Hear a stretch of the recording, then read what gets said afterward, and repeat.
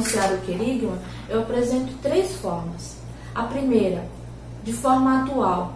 Por quê? Porque nós não estamos falando de algo que se perdeu no tempo, uma história de mais de 2000 anos atrás. Não, nós estamos falando de Deus, que é o dono do tempo, que atua na história, Ele atua no hoje. O tempo de Deus é hoje. Sim, aconteceu há mais de 2000 anos, mas Jesus vem agindo ao longo do tempo. E nós vamos anunciar hoje, porque é hoje o dia da salvação. Então, a nossa abordagem é de falar do querigma, proclamar com ênfase, é hoje, dizendo que é hoje que Jesus vai salvar, que é hoje que Jesus vai alcançar. Então, a abordagem sempre é de forma atual.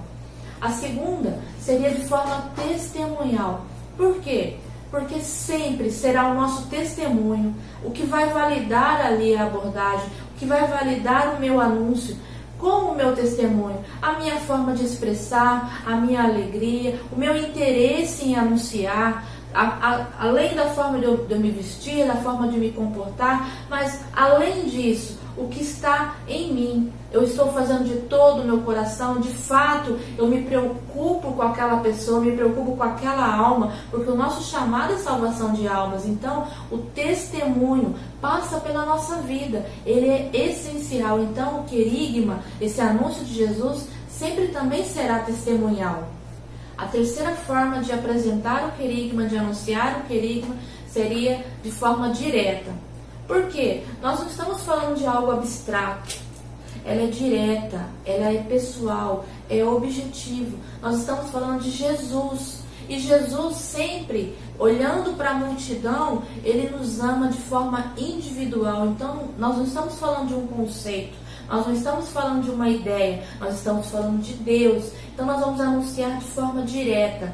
Jesus é o Salvador e Ele veio para te salvar, Ele veio para te amar, Ele veio em resgate. Sempre de forma direta, nada de conceitos abstratos, nada de algo que não seja possível de entender. É Jesus, é uma pessoa, é Deus.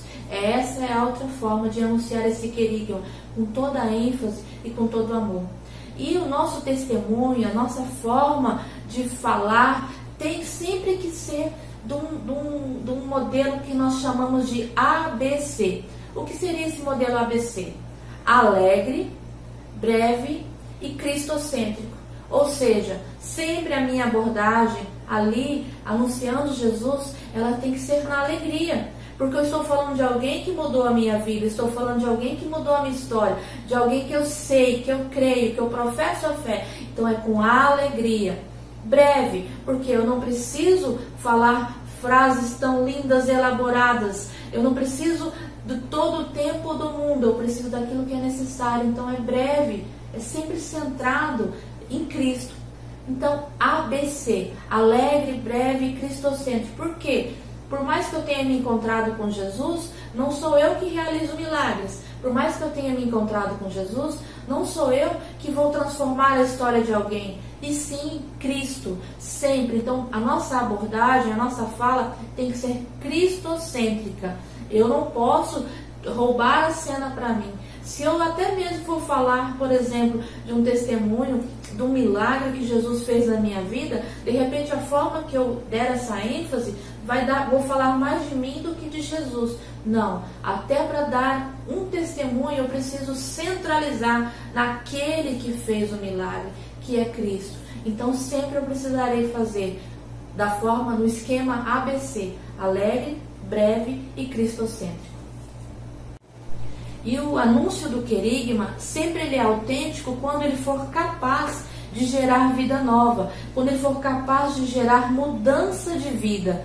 Aí sim, essa pessoa terá se encontrado com Cristo. Papa Francisco diz que todo batizado, ele possui a força santificadora que o impele a evangelizar. Então, todos nós que fomos batizados, nós contemos aquilo que é necessário, essa força santificadora que nos impele a evangelizar. E sendo assim, meus amados, nós somos convidados assim a proclamar com toda alegria, a proclamar com todo amor e com toda parresia esse querigma.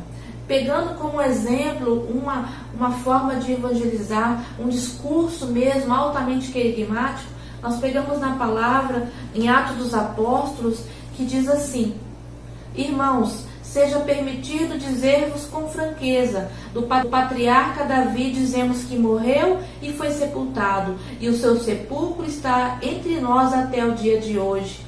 Mas ele era profeta e sabia que Deus lhe havia jurado que um dos seus descendentes seria colocado no seu trono.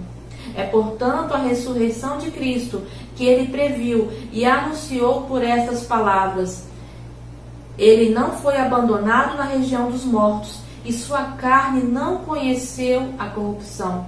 A este Jesus, Deus o ressuscitou, do que todos nós somos testemunhas, exaltado pela direita de Deus, havendo recebido do Pai o Espírito Santo prometido, derramou, como vós vedes e ouvis.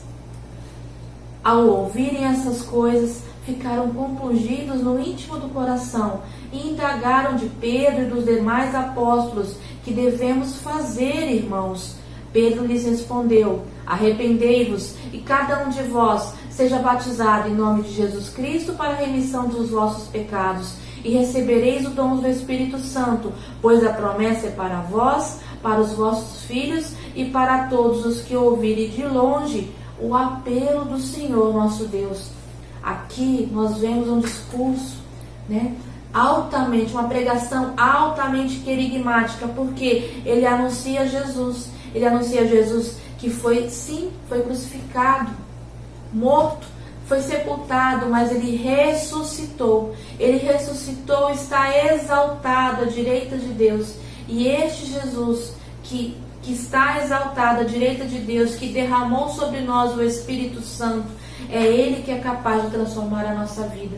Pedro aqui, repleto do Espírito Santo, prega essas palavras, anuncia Jesus, e ele também leva as pessoas ali. O Espírito Santo age nos corações e ele fala o que é necessário para viver essa experiência. Ele fala o que é necessário para ser tomado por todo esse amor. Arrependei-vos e cada um de vós seja batizado em nome de Jesus.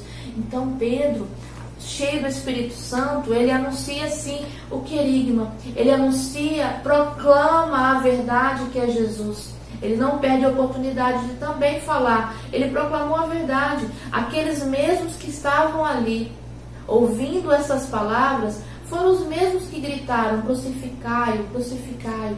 Eram as mesmas pessoas, só que Pedro, tomado pela força de evangelizar, tomado pela graça do Espírito Santo, anuncia essa verdade, e ali eles recebem essa graça.